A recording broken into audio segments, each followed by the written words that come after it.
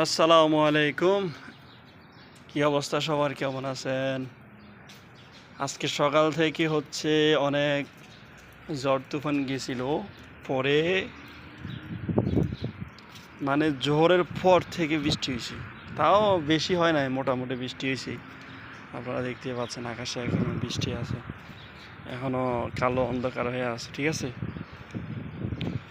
মানে আজকে এত পরিমাণে ঝড় তুফান হয়েছে বলারও বাহিরে, মানে একদম অন্ধকার হয়ে গেছে। বৃষ্টিটা আইয়া একদম সব ক্লিয়ার করে দিছে, দেখছেন? মাশাআল্লাহ, এখন কি ভালো লাগতেছে, পরিষ্কার ফকফকে ঝকঝকে লাগতেছে। আসলে আল্লাহ চাইলে সব কিছুই সম্ভব। মানুষ মনে করে যে আল্লাহ বলতে কিছুই নাই, এমন এগুলা করে খেয়ে এগুলা কি এমনি এমনি হয়?